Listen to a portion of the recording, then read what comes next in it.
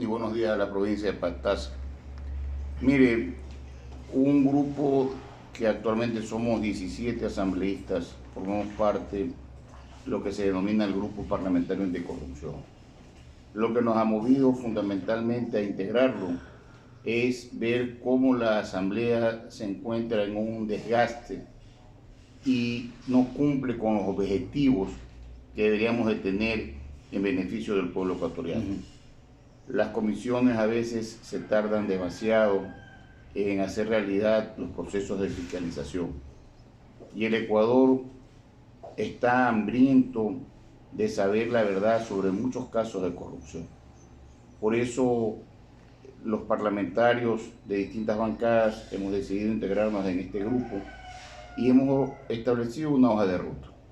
El primer objetivo nuestro ha sido ir señalándole al Ecuador cuáles son los actos de corrupción que deben ser investigados, unos por la Asamblea y otros directamente por las entidades de control, la Fiscalía y la Contraloría. Hemos también dirigido nuestra atención a que tenemos que defender que en la Asamblea exista una libertad para expresarse, porque hay una mayoría que lo que ha buscado es callar la voz de quienes no piensan igual que ellos. Nos hemos opuesto fundamentalmente al reparto de las entidades o funciones públicas. Me refiero al Consejo Nacional de la Judicatura, al Consejo de Participación Ciudadana y a cualquier actitud de parte de esta mayoría que por cualquier medio y violando todo procedimiento constitucional pretende, basándose en que es el primer poder del Estado, atacar la institucionalidad. Contra eso nosotros no vamos a estar de acuerdo. Pero cuando nosotros encontramos un acto de corrupción, sea de quien sea, nuestra obligación es señalarlo. Mire, estamos por presentar el día de hoy una carta que ha sido firmada por los miembros de este grupo al presidente de la República, donde le estamos pidiendo que deje sin efecto la tabla de drogas. Esto evidentemente es un gran malestar que tiene la sociedad ecuatoriana. Es un pedido de nuestros mandantes, sobre todo los padres de familia, porque los adolescentes y los jóvenes son víctimas del microtráfico. Esto de las tablas de droga se ha razonado en círculos políticos especialmente que es la forma en la que se aupaba, o se sigue aupando, claro, al gran tránsito de droga por aquí y de estar en la situación que estamos en cuanto a este tema. Porque ahora los expendedores de droga, cuando los agarran con pequeñas cantidades, ellos dicen que son consumidores, pero en el fondo ellos lo que están haciendo es distribuir la droga, la están vendiendo. Y la actividad de la Policía Nacional en los operativos es ineficiente, porque ya estos expendedores de drogas son detenidos, van a las entidades de la Fiscalía y los ponen en libertad porque aducen que son consumidores. Y la droga sigue incrementando su desarrollo y en su distribución. O sea, que se ha incrementado la distribución, especialmente del denominado microtráfico, sí, porque los grandes transportistas a las mulas ya no les pagan en efectivo, sino les pagan en paquetitos. Sí. Más o menos la cosa por ahí, ¿no? Y eso ha hecho que en los colegios haya un crecimiento indiscriminado de consumo de drogas. Entonces le hemos pedido al gobierno que una manera de controlar la lucha contra el narcotráfico es acabar con esta tabla. Claro, lo único que estamos pidiendo que no se elimine es el cannabis porque es una droga medicinal que está autorizada, pero los demás tipos de drogas deben eliminarse la tabla para que la Fiscalía y la Justicia sean más efectivos en esta lucha. Además de eso, le quiero decir que estamos por hacer público informes que tienen que ver con el tema petrolero. Tenemos también en carpeta el tema de la venta del Banco Pacífico, en donde participan créditos que ha otorgado Cherres, el mago Cherres, que es el que perjudicó al ISPOL. Queremos también hacer público, pero todavía estamos terminando de hacer la investigación de un primer producto sobre la narcopolítica. Yo le podría informar algunas otras cosas, pero debe comprender que en los procesos de investigación a veces la reserva es necesaria. A ver, hay un tema también, estamos hablando de este tema político, jurídico.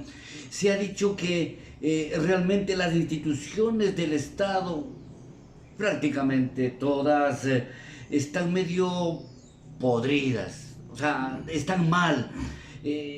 Una de esas instituciones del Estado es los poderes del Estado también, el poder legislativo, con que la mayoría diga que usted le insultó en un Twitter ya es suficiente para que le sancionen, y vamos a ver si sancionan también por la agresión que les decía el indio tal a Salvador Quispe esta víspera, ¿no es cierto?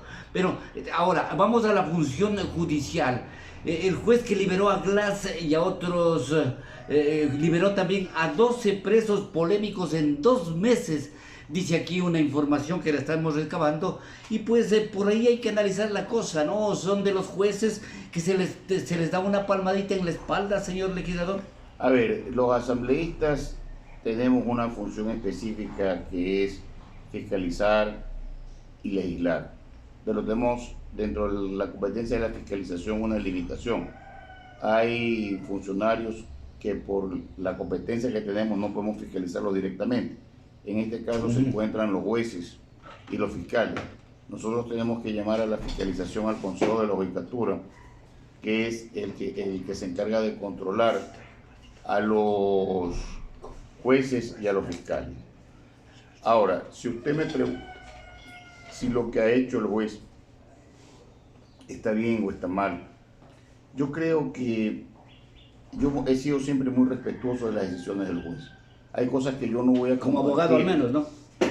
No, y también en la Asamblea. Creo que ustedes se han dado cuenta que yo soy una de las voces que defiende siempre el respeto a la Constitución y al sistema jurídico nacional. Y por eso es que defendiendo eso, apoyé al asambleísta Villavicencio en esa, para mí, indiscriminada e indebida sanción de quererle decir que vamos a suspender por 31 días por una norma que no existía. Como también me opuse al juicio político del Consejo de Participación Ciudadana, porque evidentemente nadie en este país, ni en ningún país civilizado, puede ser juzgado sin un expediente. Si no hay expediente, ¿cómo lo puede juzgar alguien?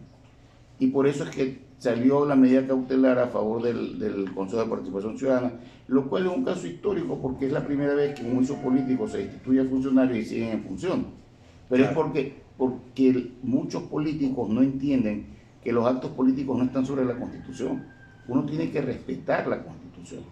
Pero concretándome en la pregunta suya, yo creo que las actuaciones de este juez, aparentemente en una garantía constitucional en beneficio del señor Glass, yo no sé si la palabra es excederse. Creo que lo que tiene que buscarse en el caso de Glass es fundamentalmente subsumir las penas, porque él fue sancionado con un código integral penal anterior que permite que cuando hay una pena de un delito, ¿verdad? Que era en ese caso de 6 años, y luego vino otra pena de 8 años, la pena más grande absorbe a la más pequeña.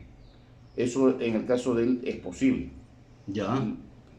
Claro, actualmente ustedes lo sentencian a 6 años, lo sentencian a 8 años y tienen que cumplir las 2 penas. Pero en aquella época, por la manera como él fue sentenciado, es posible esa absorción de pena y queda una pena, la más grande. En el Código Integral Penal anterior se necesitaba el 60% del cumplimiento de la pena para una libertad condicional. En el actual se habla del 40%. Entonces, cuando usted absorbe, también aplica el principio indubio pro reo, o el derecho más favorable hacia el imputado. Y entonces absorbes y aplicas la pena del 40%. Quiere decir que si él cumple todos los requisitos y tiene el 40% en esta absorción, él podría aspirar a una libertad condicional, pero el camino no es una medida cautelar. El camino es un habeas corpus, si es que el SNAI no solicita, como debe hacerlo, la libertad condicional a un juez penitenciario. Ahora, el tema es que el señor Glass recupera su libertad. Está suelto, mejor dicho, antes que libre, dicen, ¿no? Está suelto, aunque no libre. Pero que está debiéndole la plata no al Estado. devuelve lo robado, Claro. pues. O sea... Por eso es que yo creo que la medida es yo diría abusiva, porque para beneficiarse de determinadas medidas usted primero tiene que cumplir con otras obligaciones, y el devolver lo que se ha establecido como una reparación integral al Estado tiene que cumplirse. Yo no me puedo beneficiar de algo si no cumplo la otra obligación. Pero yo soy muy respetuoso de las decisiones de los jueces, ¿verdad? Aunque no las comparto, tengo que respetarlas, porque si yo me pongo a decir que no, que las decisiones de los jueces no se pueden o no se deben cumplir, entonces... ¿Y por qué no decirlo si realmente usted tiene otro criterio? Por ejemplo, aquí vea, el caballero ha estado ha liberado a Washington Wilmer por homicidio, a Javier Eduardo Loor por narcotráfico, este señor, ¿no es cierto?, por daño a bien ajeno a Oscar Damián Plúas, por narcotráfico Ángel Bolívar Chonillo, en fin, una lista que hace demasiado coincidente, y por eso la justicia es cuestionada realmente. Por supuesto, pero le vuelvo a repetir, a nosotros a quienes tenemos que llamar a que rindan explicaciones al Consejo de la Judicatura. Los jueces, para poder ser sancionados con destitución o suspensión, necesitan que los superiores a ellos declaren que esas actuaciones han sido por error inexcusable, por dolo o por negligencia manifiesta. Entonces, eso yo no lo conozco si es que hay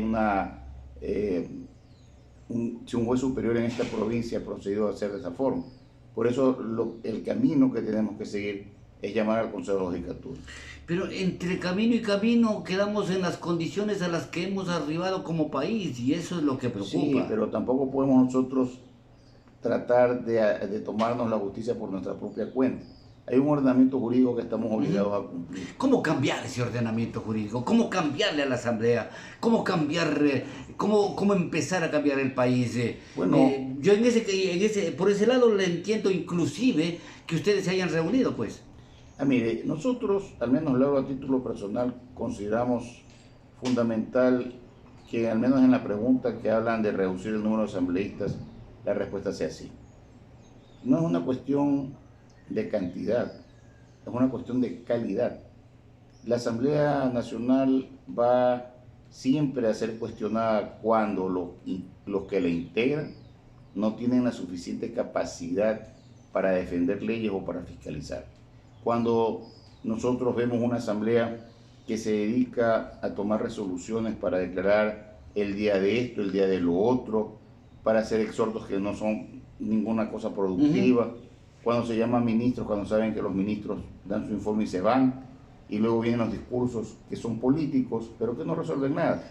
Cuando tienes una asamblea que atropella todo procedimiento constitucional con la finalidad de perseguir a funcionarios, pero y respetando sus derechos. Entonces, todo eso que se complementa cuando varios miembros del CAL y otros asambleístas aparecen en los medios y dicen que ellos no van a respetar las decisiones de los jueces. Eso crea un desorden. En el Ecuador, los funcionarios públicos estamos obligados a cumplir con las sentencias de los jueces. Nosotros no podemos decir que nos vamos a cumplir. Claro, sí. Porque entonces imagínese usted... Porque nos quedamos sin ley. Para que las cosas funcionen, nosotros, que somos el primer poder del Estado, tenemos que actuar de acuerdo a la Constitución. Y si hay una decisión de un juez que no nos gusta, lo que tenemos que hacer es pedir que se revoque la decisión.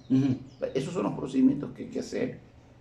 Pero le reitero, cuando usted tenga un debate con personas preparadas en lo jurídico, la Asamblea va a crecer. yo me siento a veces muy huérfano en esta asamblea, porque a veces digo cosas que muchos no entienden. Es que, Es decir, la calidad, ¿no? La ley no se puede decir que por accidente nos llega. Y tampoco está bien que vayan algunos asambleístas y se pongan a leer lo que otros escriben. Y entonces cuando lean mal. Es que como no saben, claro. Entonces confunden la palabra antinomia con amonia, que no es lo mismo. Claro. ¿Verdad? Pues son términos constitucionales que uno tiene que conocerlo. Y cuando uno les dice, eso que ustedes están haciendo es contra la Constitución, les advierto. Pero a uno no le paran bola. Y por eso vienen las consecuencias, ¿no? Por eso vienen los llamados de atención de la Corte Constitucional. Me recuerdo tanto en el caso de la ley de la interrupción del embarazo. Yo, en la Comisión de Justicia, fuimos 9. Solo yo voté en contra y les advertí. Eso que ustedes quieren hacer de consultarle a la Corte, diciéndole que el presidente lo que ha querido decir es que él ha vetado por inconstitucional, es una torpeza, porque la norma es muy clara. Cuando el presidente objeta por inconstitucional, solamente él y nadie más que él lo puede hacer. Ellos lo enviaron al Pleno y el Pleno lo envió a la Corte y la Corte Nacional, Constitucional les mandó a llamar la atención, como niños de escuela. Claro, yo fui el único que dije eso no se puede hacer. Y así les puedo contar muchas otras cosas. Le advierto, por ejemplo, que en el caso de la ley tributaria, entró en vigencia ese decreto ley, porque 47 asambleístas de UNES y los señores de gobierno se abstuvieron. Y el día que se dio el incidente en la asamblea, la asambleísta Sánchez Sofía de Pachacuti les recordó a los señores, claro, y eso ustedes son los causantes. Y saben, y les dijo algo que es cierto, nosotros vamos a votar para que se derogue. Eso va a llegar a manos del presidente. El presidente no lo va a objetar totalmente, sino que para mi concepto, porque eso es lo que corresponde, el presidente lo va a objetar, pero va a decir por la vía constitucional. O sea, lo objeto por inconstitucional y lo va a derivar a la Corte Constitucional. Ya, claro. Para que la Corte Constitucional se demore 4 meses, 5 meses. Y la Corte, que ahora parece un entendimiento con el presidente, le va a decir al Ecuador si el procedimiento de derogatoria de un decreto ley en materia tributaria es una facultad que tiene la Asamblea Nacional y va a aclarar un concepto, ¿verdad? Pero supongamos que si eso llega a salir, ¿quiénes quedan mal? Queda mal la Asamblea. Claro, ¿ya? Porque vea, es justamente esos embrollos que usted nos está contando, son embrollos jurídicos. O sea, mire, la salida es como hizo también con la ley de comunicación, ¿no? Por ejemplo, igualito el presidente de la República. Pero ahora, porque si le veta totalmente después de un año, si sigue la misma no mayoría, ya ya no sirve después de un año. Esta ley era solamente por 2 años. Por eso es una pérdida de tiempo, es engañar al pueblo, y al pueblo no se lo puede engañar. Esta es una ley que solo tenía vigencia para 2 años. Entonces, no importa, si lo veta totalmente ya, que pase el año 2024 ya no interesa. Ya no interesa porque quedaría para 15 días si es que tienen tiempo. Claro, claro, ahí por eso, ahí está la cosa, ¿no? Por eso es que le digo, a veces los políticos, uno les dice las cosas, y para decírselas no necesitamos nosotros gritar, porque hay que razonar. Pero cuando les recuerdas a ellos que son los causantes vienen actitudes vandálicas o de vandalismo, como las que tuvo el asambleísta que pretendió agredir a Salvador y que además le dijo palabras que no corresponden. Y entonces ahí nosotros, el grupo parlamentario anticorrupción, le hemos preguntado al presidente si a un asambleísta lo sancionan por algo que no está escrito, al otro, que está claramente determinada la falta en el artículo 171, numeral 3 y 5, y que le corresponde una suspensión de 90 días, lo van a suspender.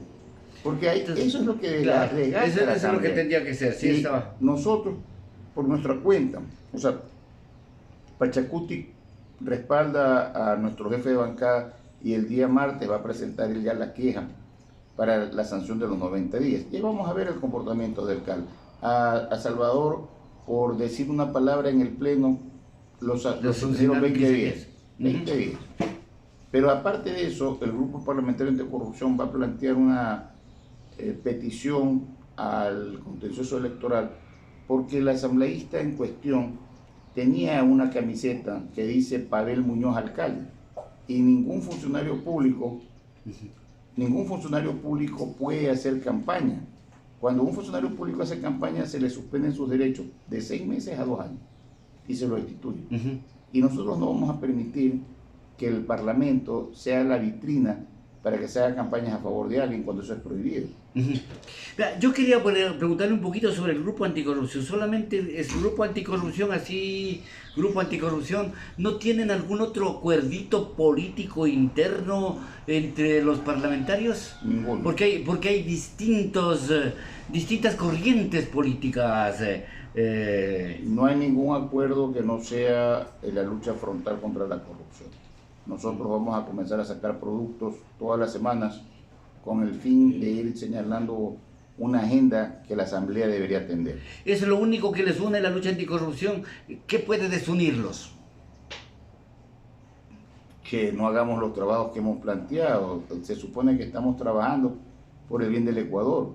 No tenemos ningún otro interés que no sea ese. Pero ustedes sí han de conversar, pues ahí, por supuesto, de otros temas, por ejemplo, las perspectivas para el año 2025, sí han de conversar, pues. Yo creo que todo lo que se está analizando es lo que se está viviendo.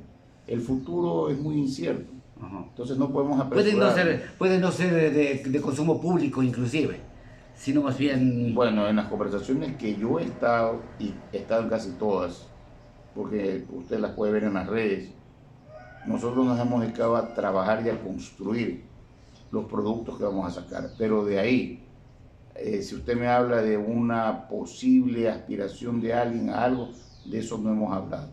Ahora, el último tema, la Lumberger, Ricardo, sobre el perjuicio que ha causado al país, de esto de los contratos petroleros por prestación de servicios, que es lo que hay un desequilibrio total, 4.500 millones de dólares. Nosotros estamos sacando una resolución la próxima semana que va a ser pública y se va a iniciar un juicio político contra el ministro de Energía y Minas y Petróleo, porque ese contrato, o lo que se refiere al tema petrolero, hay un contrato que termina el 30 de este mes, y lo que se está buscando es que se vuelva a dar una extensión ilimitada, y eso no puede ser. El Estado necesita recuperar el control de sus pozos petroleros y las empresas extranjeras tienen que salir. Esa es la posición, el plazo del fin de año ¿no? Esa es la posición del grupo parlamentario, que va a sacar inclusive un comunicado el día de hoy, y vamos a un juicio político por estas renegociaciones que son lesivas a los intereses del Ecuador. Vamos con el juicio. ¿A quién le juicio político? Al ministro de Energía. Al ministro de Energía. Pero este ministro de Energía no tiene nada que ver con lo que hicieron los anteriores. Bueno, o por no rectificar. Él está en este momento en ese proceso de renegociación. Él es responsable. Ya, y de Villavicencio decía que estaba reuniéndose con la Lumberger para renegociar las cosas, Por eso le estoy diciendo que hacia allá vamos, hacia allá vamos. Sino que, le vuelvo a repetir, yo soy a veces un poco más cauto en la información hasta que no la publicamos y la mostramos como un producto. Le puedo adelantar, sí, que el asambleísta Villavicencio ha conversado conmigo y con mi equipo estamos elaborando ya la petición de juicio político. Ya, juicio político al ministro de Energía. Ya. Muchas gracias, pues, la presencia de usted aquí en los estudios de Lina Radio, y por supuesto a ustedes por su atención, amigos de nuestra sintonía. Si algo más tiene que añadir, por favor, adelante. No, yo le agradezco por la entrevista y más tarde los espero en el evento para el que he sido invitado a dar la conferencia, y que es lo único que no me preguntaron. Así es. ¿Cuánto tiempo? Muchas gracias por su asistencia.